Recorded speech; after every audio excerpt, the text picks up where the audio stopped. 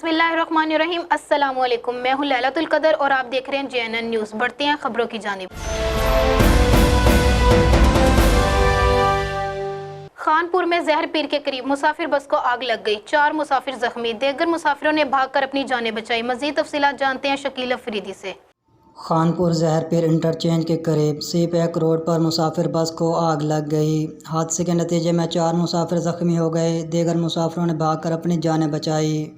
بس میں 25 مسافر سوار تھے جو معجزانہ طور پر محفوظ رہے۔ بس کو آگ ٹائر پھٹنے کی وجہ سے لگی۔ مسافر بس کراچی سے مانسہرہ جا رہی تھی۔